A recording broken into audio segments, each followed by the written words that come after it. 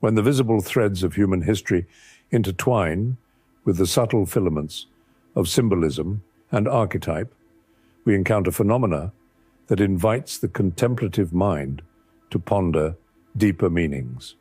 Such is the case with the recent ritual assassination of Charlie Kirk. Following a pursuit that, unsurprising to some, endured precisely 33 hours, much esoteric symbolism began to come into view. To the initiate, in the mysteries of number and ritual, this duration of 33 hours evokes the sacred geometry of the Scottish Rite, wherein the 33rd degree represents the pinnacle of visible attainment, a threshold between the profane and the profound. Yet, as in all esoteric workings, the name, the place, and the temporal alignment form the essential pillars of the structure, revealing patterns that echo ancient rites and cosmic harmonies. Let us first contemplate the nomenclature of the departed, Charles James Kirk. In the etymological lore of antiquity derived from the Germanic Karl, Charles signifies the free man, one unbound by the chains of serfdom or vassalage, standing sovereign amidst the feudal hierarchies of old. Kirk, drawn from the Norse kirkja, denotes the church or assembly, the sacred enclosure where souls convene in fellowship. Thus, conjoined, Charles Kirk embodies the Church of the Free Man, an archetypal sanctuary symbolizing autonomy and self-governance, a bastion against the encroachments of centralized dominion. In the symbolic language of rituals, names are not mere accidents of birth, but vessels of resonance, chosen or emphasized to invoke primordial forces.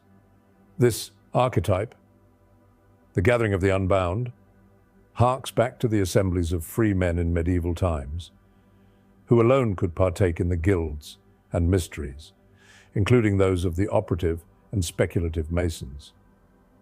Herein lies a profound connection. The free man as the cornerstone of Freemasonry, for only such individuals, liberated from worldly bonds, were admitted to the craft. The lodge itself may be envisioned as a church without ecclesiastical overlay, a temple of moral architecture where the tools of the builder shape the inner edifice of the soul. Thus, Charles Kirk subtly mirrors the Masonic Lodge, the house of the free man, where rituals unfold in measured degrees. One might discern a veiled allusion to the slaying of Hiram Abiff, the widow's son and master builder of Solomon's temple, whose martyrdom perpetuates the brotherhood's renewal. In this light, the public sacrifice of one named Church of the Free Man, also known as Charlie Kirk, suggests a symbolic interment of antique ideals, sovereignty, liberty under divine law, and the enlightenment of reason. In their stead arises a new order, perhaps the temple of the global citizen, governed by technocratic principles and Noahide lawfare, where individual freedom yields to a collective surveillance.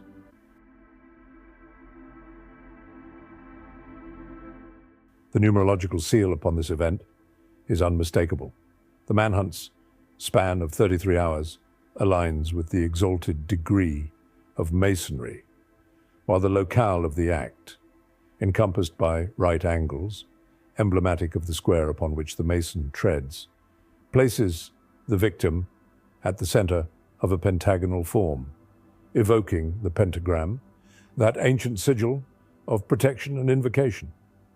Furthermore, the assailant, age 22, bears the master builder's number in Kabbalistic numerology, a vibration associated with the erection of grand structures, both material and metaphysical. His name, Tyler Robinson, carries its own esoteric weight. Tyler, in Masonic tradition, is the sentinel who guards the lodge's portal with drawn sword, warding off the uninitiated. Robinson, evoking son of Robin, resonates with themes of inheritance and usurpation, perhaps alluding to the robbing of life or legacy.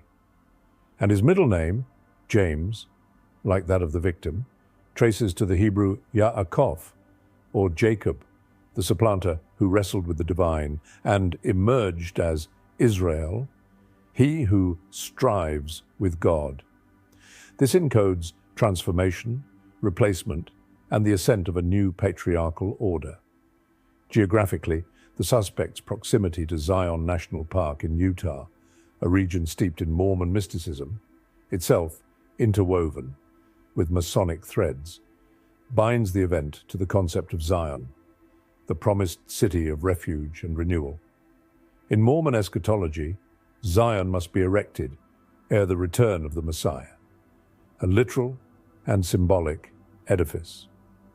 Utah, as a stronghold of such traditions, amplifies this resonance. The wound inflicted upon the neck recalls the penal sign of the entered apprentice, the gesture of throat-cutting, a solemn oath binding the initiate to secrecy upon pain of dire retribution.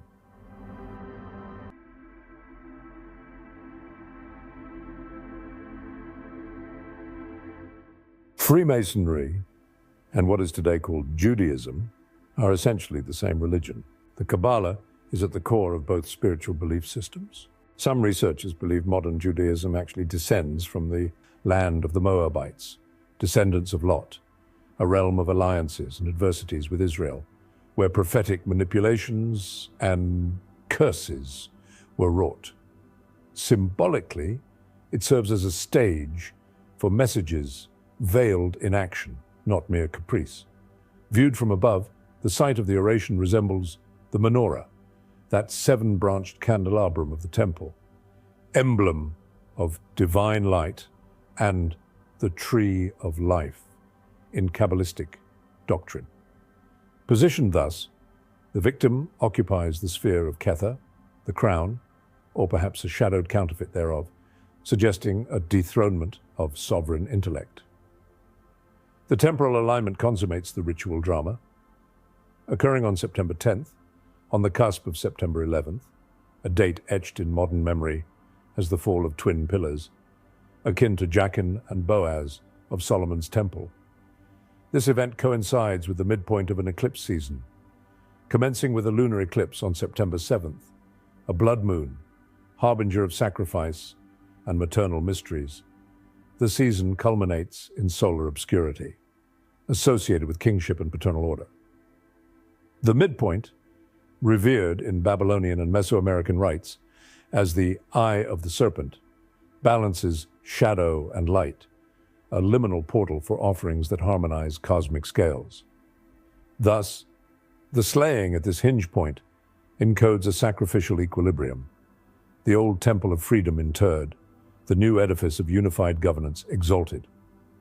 In this confluence, one discerns echoes of broader transitions, from the Church of the Free Man to the Temple of Zion, from Masonic enlightenment to a darker technocratic dawn.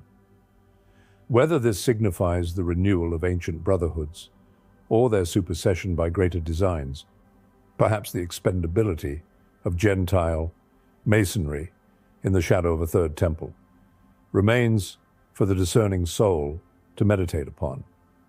Even the invocation of Donald Trump, born under a blood moon, as deeming the departed legendary, weaves personal destinies into this archetypal web.